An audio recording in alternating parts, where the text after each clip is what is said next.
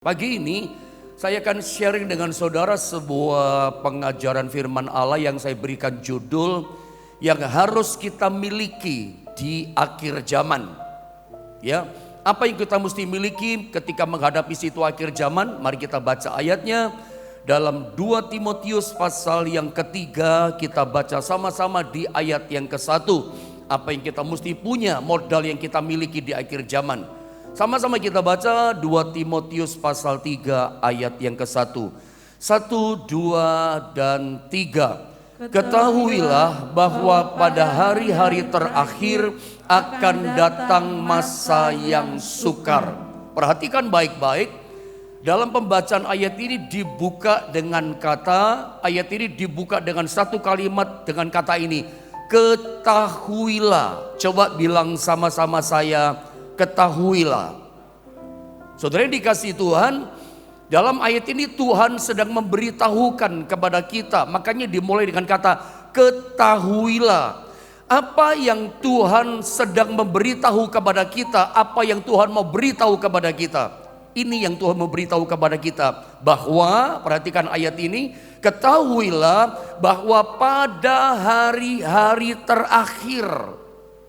Saya yakin, saya percaya dalam konteks ayat ini yang dimaksud kata ketahuilah, Tuhan beritahu kepada kita bahwa pada hari-hari terakhir. Saya yakin konteks ayat ini kalimat kata yang mengatakan pada hari-hari terakhir.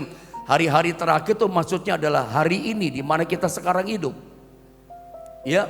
Konteks ayat yang mengatakan bahwa pada hari-hari terakhir maksudnya adalah hari sekarang di mana kita hidup. Apa yang Tuhan beritahukan? Akan datang masa yang sukar. Karena saya percaya, kalau saya boleh berkata sama saudara, kayaknya kita mesti sepakat dulu. Kita harus yakin dulu dengan yang dikatakan firman Allah bahwa memang betul kita sepakat bahwa hari-hari sekarang di mana kita hidup ini adalah hari-hari yang terakhir.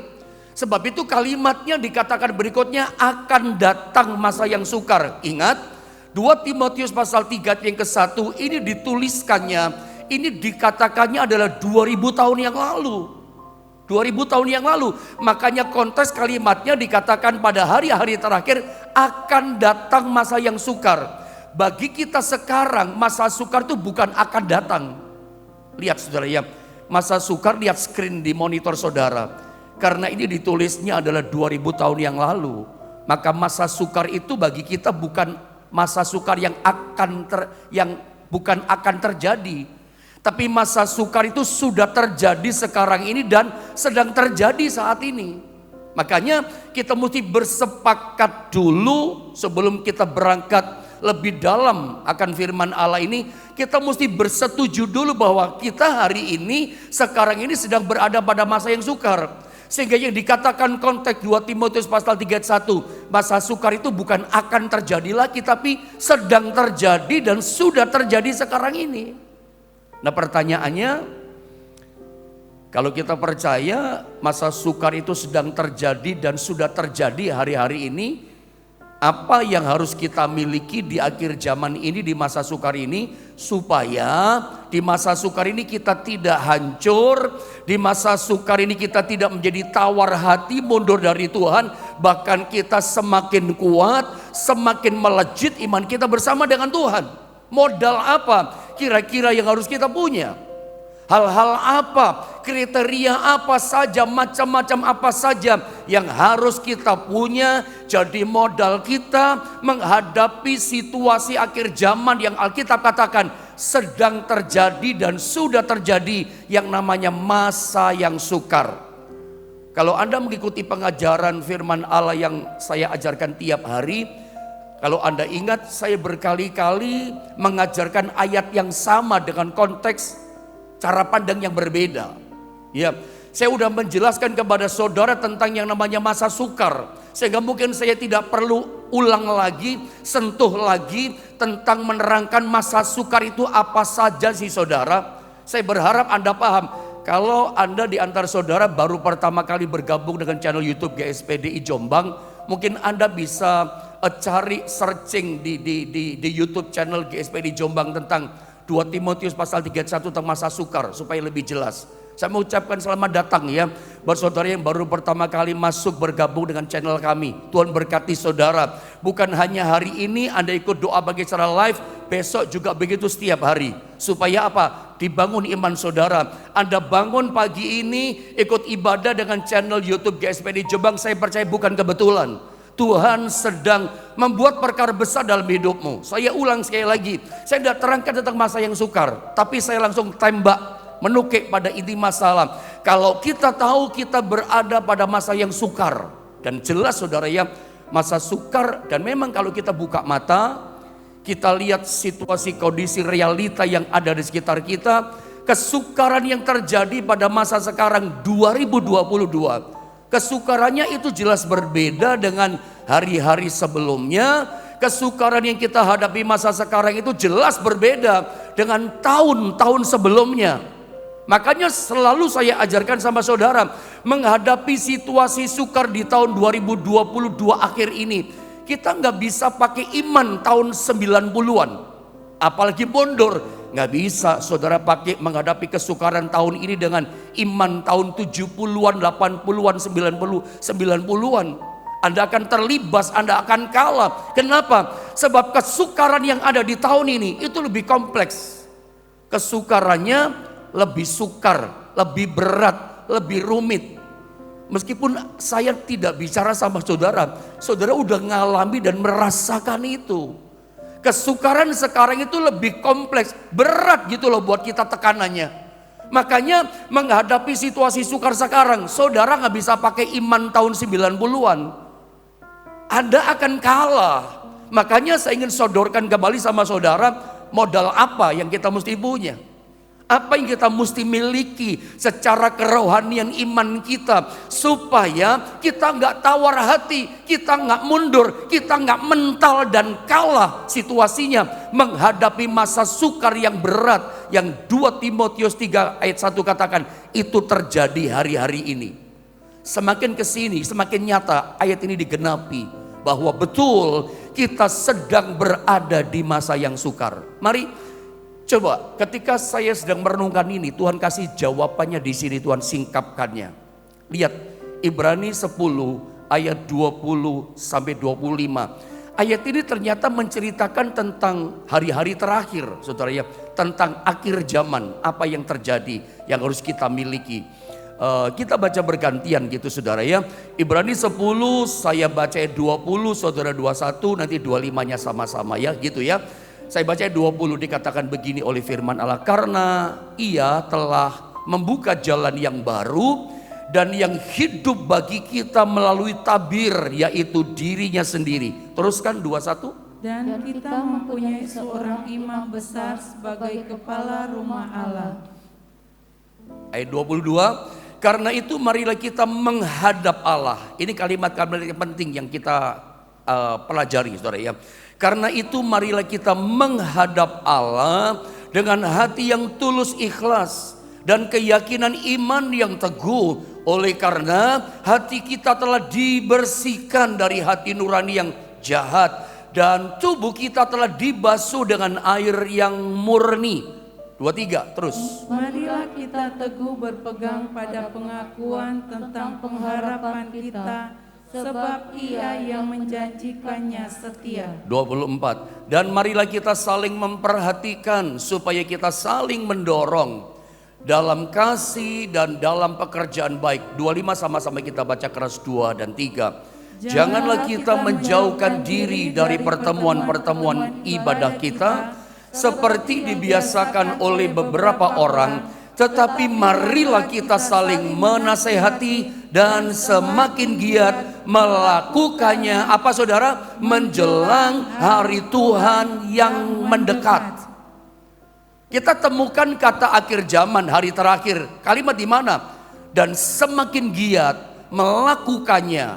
Apa dikatakan? Menjelang hari Tuhan yang mendekat. Bukankah pengertian arti dari kata menjelang hari Tuhan yang mendekat itu bicara situasi akhir zaman? Nangkap saudara ya. Apa kita mesti miliki? Apa yang kita mesti kerjakan, semakin giat melakukannya ketika kita sadar, ketika kita ngerti bahwa kita berada pada situasi menjelang hari Tuhan mendekat. Kedatangan Tuhan sudah di ambang pintu, kedatangan Tuhan sudah dekat. Kita berada di akhir daripada akhir zaman. 2 Timotius pasal 3:1 diucapkannya, dituliskannya 2000 tahun yang lalu. Itu pun sudah akhir zaman. Kita tarik ke sini. Oh betul bahwa kita berada pada situasi akhir daripada akhir zaman. Yang dalam bahasa Ibrani tadi dikatakan hari Tuhan sudah mendekat di ambang pintu.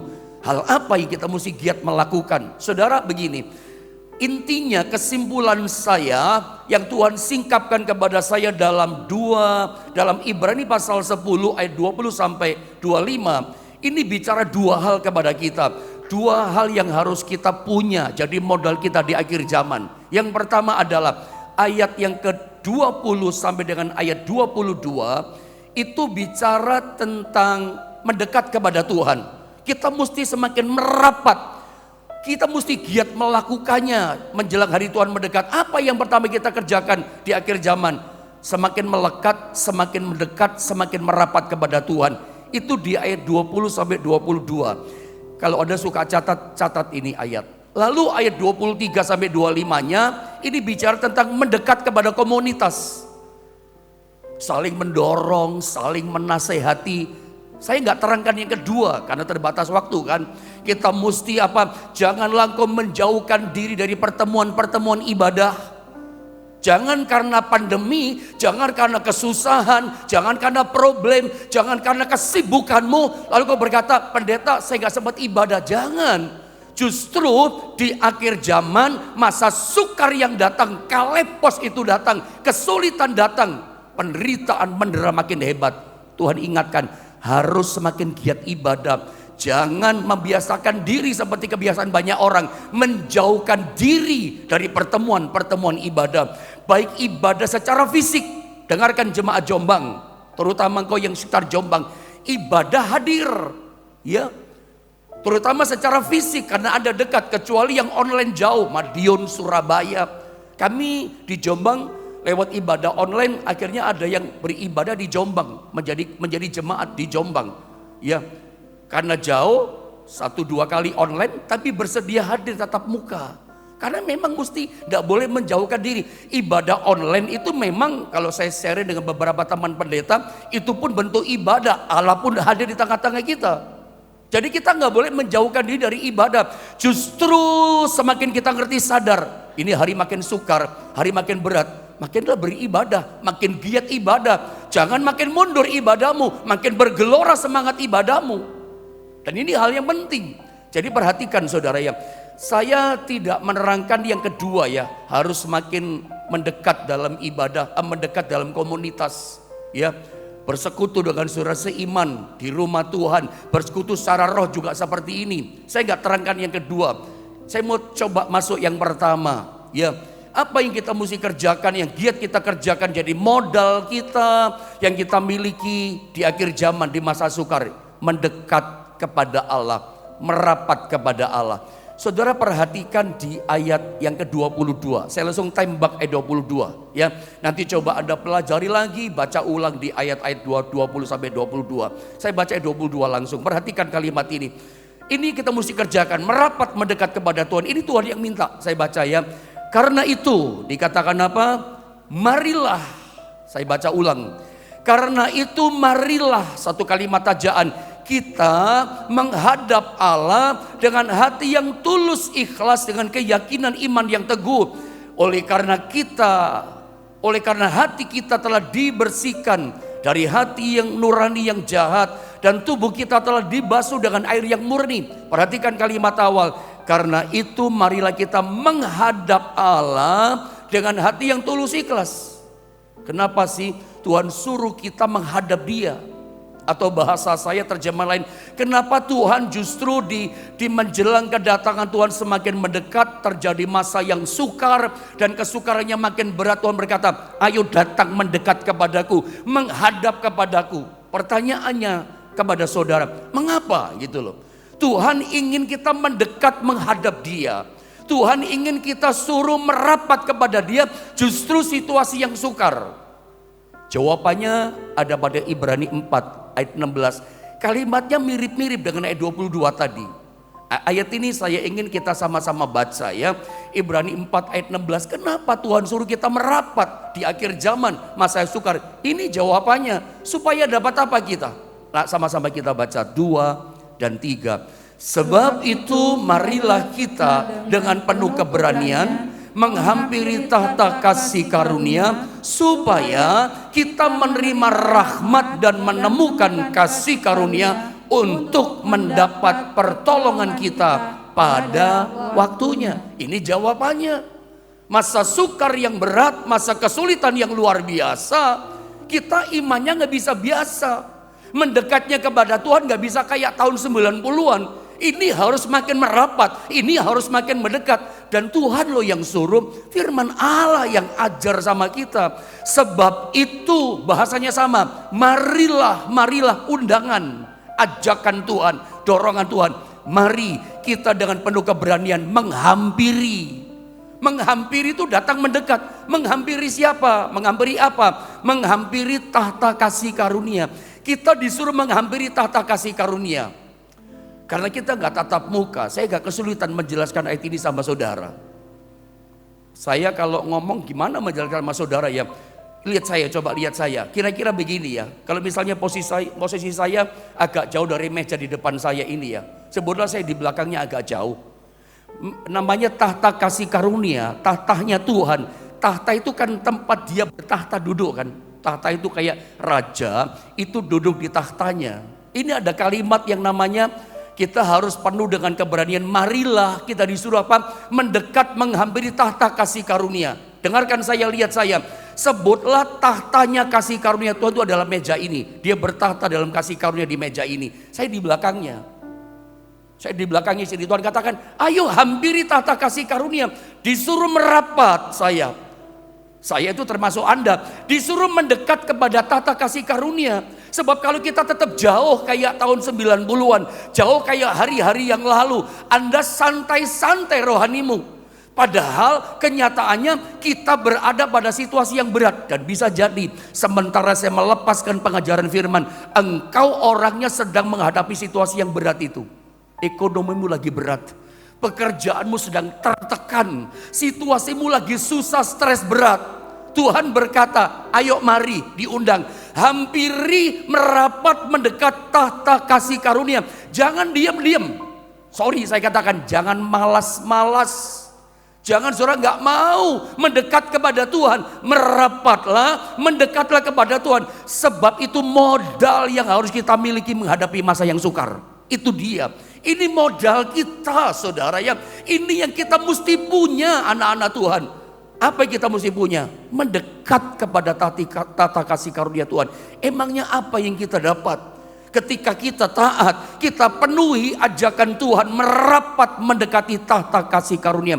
Begitu Anda dekat dengan tahta kasih karunia, ini yang Anda dapatkan. Saya baca. Tolong munculkan ayatnya Ibrani 4 ayat 16. Sebab itu undangannya apa? Marilah kita dengan penuh keberanian menghampiri, mendekat, merapat kepada tahta kasih karunia supaya. Kata supaya ini artinya adalah kegunaannya. Supaya itu berarti faedahnya, benefitnya buat kita.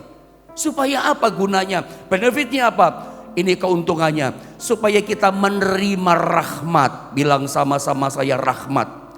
Kata lain dari rahmat adalah kemurahan Tuhan. Terima kemurahan Tuhan.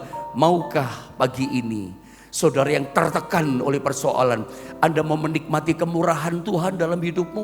Indah, luar biasa. Orang yang hidup dalam kemurahan Tuhan.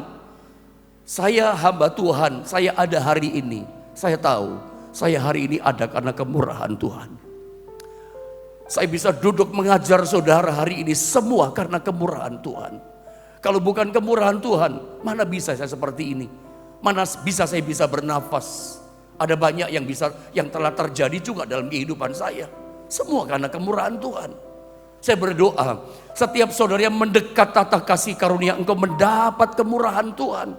Dan dikatakan apa? Menemukan kasih karunia. Mendapatkan kasih karunia, menemukan bahasanya. Jadi Anda menerima itu kasih karunia. Kita nggak asing dengan kata kasih karunia, grace. Kata kasih karunia, kata anugerah. Ini prinsip kekristenan yang Anda tidak boleh lupa. Dengarkan saya, kasih karunia, anugerah, grace. Ini prinsip kekristenan yang gak boleh hilang dalam hidup kita. Gak boleh lupa Anda hidup dalam kasih karunia. Ini prinsip Kristen yang penting loh. Kita ada karena kasih karunia. Ini gak boleh hilang prinsip ini. Gak boleh kita lupa. Kita hidup dalam kasih karunia. Ya, apa sih kasih karunia? Karena kalimat berikutnya keren loh. Kalau Anda menerima kasih karunia, dikatakan untuk mendapatkan pertolongan kita pada waktunya. Selalu ada pertolongan. Kemurahan Tuhan, kasih karunia Tuhan, hasil daripada kita merapat kepada Tuhan, hasil kita mendekat kepada Tuhan. Anda dapat kemurahan Tuhan, Anda mendapatkan grace, kasih karunia. Hasilnya apa? Anda mendapat pertolonganmu tepat pada waktunya. Selalu ada pertolongan. Apa sih kasih karunia yang membuat kita menerima pertolongan? Saya pernah tanya, saya ingat pada seorang anak muda di gereja kami. Menurut kamu apa sih kasih karunia? Dia jawab, anugerah om. Ya saya katakan, iya benar, kasih karunia memang anugerah. Saya balik, lalu menurut kamu anugerah apa? Kasih karunia om. Kasih karunia, anugerah. Itu kan istilahnya same word ya, kata yang sama. Itu kata lain. Kasih karunia, kata lainnya adalah anugerah. Anugerah, kata lainnya adalah kasih karunia. Bukan itu maksud saya. Artinya, definisinya kasih karunia itu apa? Saya jelaskan pendek supaya Anda ngerti. Supaya Anda bergairah. Supaya ada semangat bergelora. Masa sukar ini, situasi Tuhan semakin dekat kedatangannya. Apa yang Anda buat? Modal ini Anda harus punya dalam hidupmu. Merapat mendekat kepada Tuhan. Itu modal kita, dekat pada Tuhan. Engkau menerima rahmat dan kasih karunia dan mendapatkan pertolonganmu tepat pada waktunya. Apa itu kasih karunia? Yang membuat kita tertolong dalam segala kesulitan kita.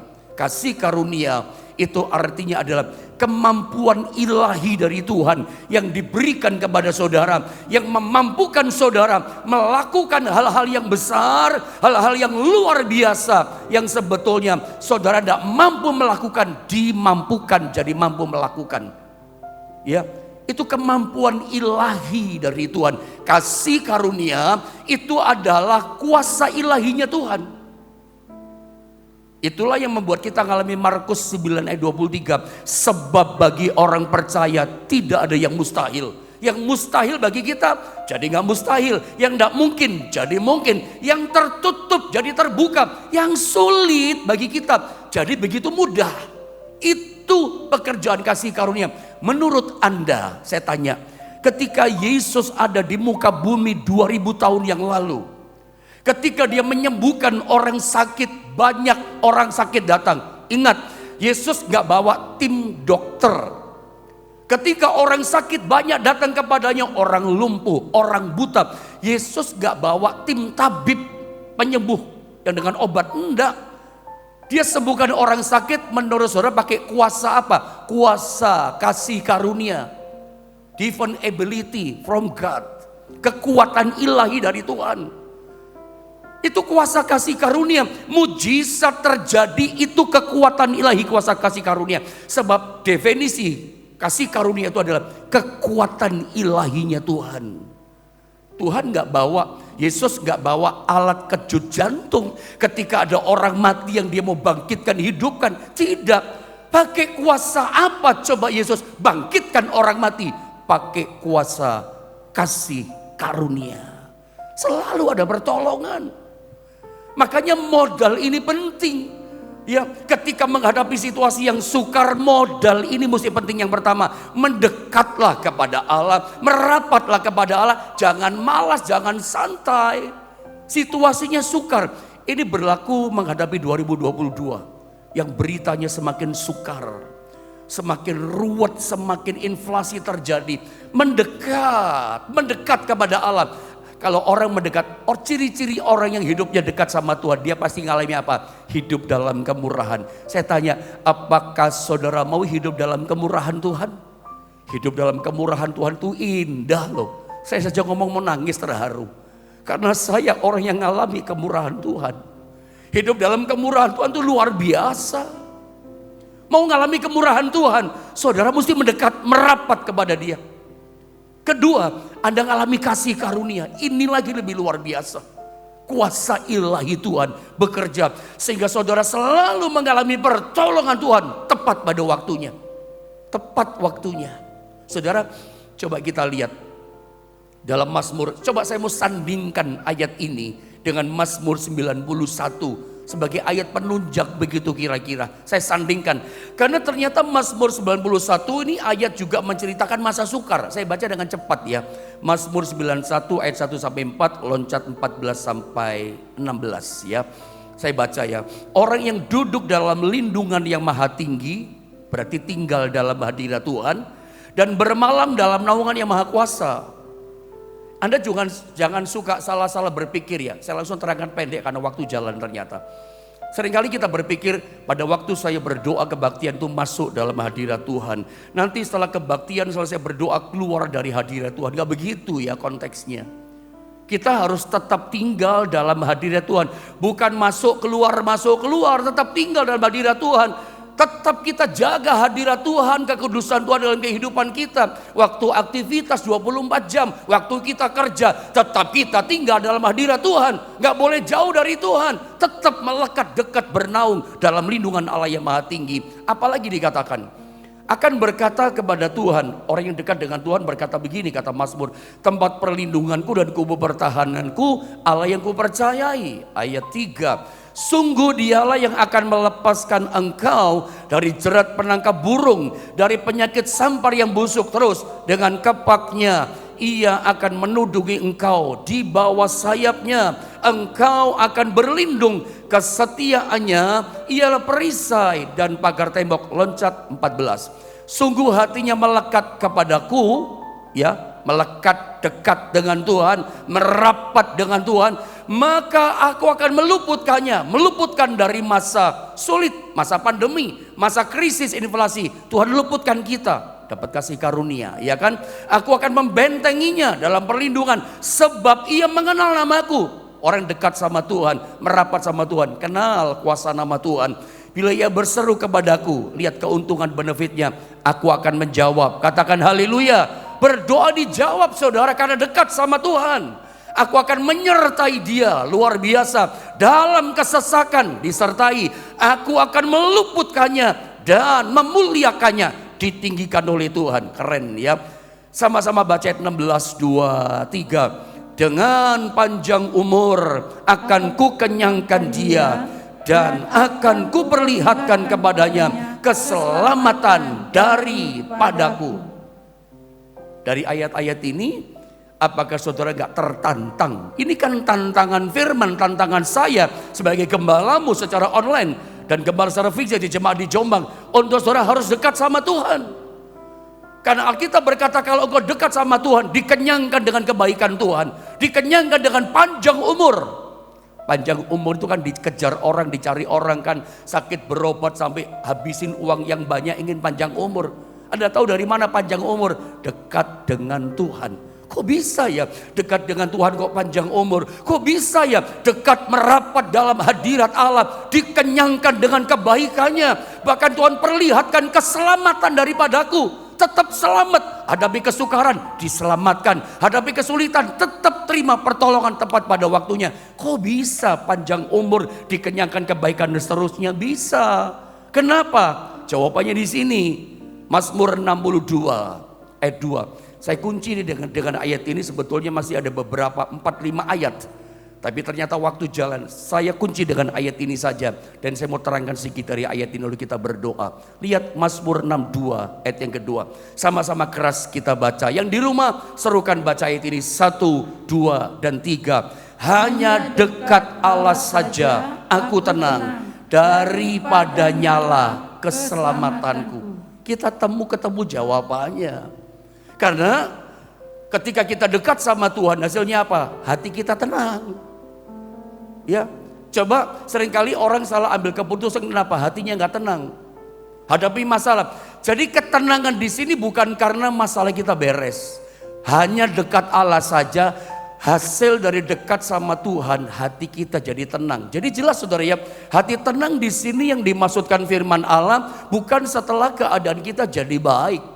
Hati kita tenang sebagai anak Tuhan bukan karena kesulitan kita jadi beres dan baik semua dan oke semua. Oh tidak. Hasil tenang di hati kita peroleh hasil karena kita merapat dengan Tuhan, dekat dengan Tuhan, tinggal dalam hadirat Tuhan, dalam tahta kasih karunia tadi. Ternyata kalau kita dekat sama Tuhan, hati kita tenang, pantasan panjang umur. Ada masalah gak stres, karena tenang hatinya. Meskipun belum beres masalahnya, ini ciri-ciri orangnya dekat sama Tuhan. Makanya saya katakan, ini loh saudara, modal kita di akhir zaman. Ini loh Bapak Ibu Saudara yang aku cintai, aku katakan kepadamu, ini modal yang harus kamu punya di akhir zaman. Masa-masa berat, masa-masa sukar. Apa yang harus kita punya pendeta? Harus dekat sama Tuhan. Anda mendapatkan ketenangan. Waktu Anda tenang, Anda diselamatkan. Waktu Anda tenang, karena seringkali waktu kita nggak tenang. Coba Anda lihat satu ayat ini saudara ya. Saya mau terangkan di sini. Tetapi mungkin kepanjangan ini. Tidak apa-apa saya baca satu ayat ini. Sebab beginilah firman Tuhan Allah yang Maha Kudus, Allah Israel. Dengan bertobat dan tinggal diam, tinggal tenang, kamu akan diselamatkan, dan dalam tinggal tenang dan percaya terletak kekuatanmu. Tetapi kamu enggan, malas. Ayat ini menarik loh. Tuhan singkapkan dari ayat ini kepada saya begini. Ketika kita tinggal tenang dalam hadirat Allah, itu terletak kekuatanmu. The power of tenang. Saudara ya. Di akhir zaman kita butuh dekat sama Tuhan. Kenapa? Hasil dekat sama Tuhan dikasih ketenangan. Dan ketenangan inilah jadi kekuatan kita ternyata. Ini maksud saya. Di akhir zaman ini kita mesti punya. Apa yang kita mesti miliki di akhir zaman? Dekat sama Tuhan. Sebab waktu kita dekat sama Tuhan, Tuhan kasih ketenangan sama kita. Ketenangan ini menjadi powernya kita. Ya. Karena seringkali orang itu salah langkah. Saudara kalau main catur, saya suka ngomong sama saudara, kalau ada salah langkah, ya efeknya paling-paling ada cuman kalah main caturnya. Tapi jangan main-main. Dalam hidupmu kalau kau salah langkah, akibatnya parah. Kasus polisi tembak polisi, itu salah langkah. Itu dampaknya parah. Anda jangan salah langkah loh. Apa yang Anda bangun bisa hancur loh. Rumah tanggamu bisa hancur, bisnis kerjaanmu bisa hancur karena salah langkah. Makanya urusan mau melangkah hidup saudara, dekat sama Tuhan. Sebab waktu kita dekat sama Tuhan tenang. Waktu kita tenang ambil keputusan, itu pasti bagus. Ketika kita gak tenang, salah langkah, aduh hancur. Makanya ini kekuatan kita yang harus kita miliki adalah dekat sama Tuhan. Sebab dekat sama Tuhan hati kita jadi tenang. Dan tenang itu ternyata menjadi power kekuatan kita. Membuat kita langkahnya langkah benar. Mendapatkan keselamatan, dikenyangkan dengan segala kebaikan Tuhan. Saya tidak perpanjang firman Allah. Saya mau berdoa buat saudara. Secara khusus kamu sedang menghadapi masa beban yang berat. Intimidasi oleh kesulitan. Kiranya hatimu menjadi tenang. Dan mendapatkan pertolongan Tuhan tepat pada waktunya.